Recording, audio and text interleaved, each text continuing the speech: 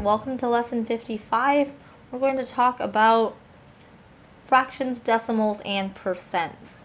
So fractions like 1/2, decimals like 0.5, which is the same thing as 1/2, right? Just in a different form. And then percentages. Do you remember how to convert from a decimal to a percent? Well, you move it over 2 spaces to the right. So 1, 2.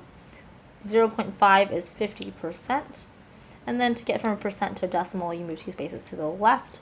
So 1, 2, and we're back to 0.5. So, like I said, we're talking about decimals, fractions, and percentages. And basically, this lesson is just trying to help you feel more confident converting from one form to another. So you'll see on page 178, there is kind of a table. I could try to draw a similar table.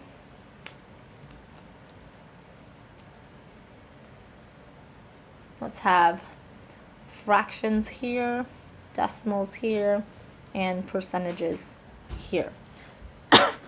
Let's say we're working with 25%. Let's say they tell you 25%, and you're supposed to come up with a decimal form of that as well as a fraction form of that. Well, converting from a percent to a decimal is very easy. You just move it 2 spaces to the left, so it would be 0.25. And then a fraction would be, what you would need to do is write 25 over 100. Because remember, percent has to do with 100. How many of those 100 pieces do you have? We'll have 25 of them, so that'd be 25%. And then we can simplify this. 25 over 100 can be reduced to 1/4. So 1/4 is equal to 0.25, which is equal to 25%. Now sometimes they might give you, let's say, the decimal form, and they want you to come up with the fraction and the percent. So let's go ahead and start with the percent first. To get from a decimal to a percent, you move 2 spaces to the right. 1, 2. So that'd be 51%. And then to get a fraction, remember all we do is put 51 over 100. And that actually can't be simplified. So that would have to be our fraction. Let's do one last one. Let's say they gave you the fraction 1/16, and you're supposed to come up with a decimal and percentage form. Well, to come up with a decimal, we have to do a little bit of division. 1 over 16, or 1 divided by 16. 1 divided by 16, what does that equal? Well, you could work that out. It equals 0.0625.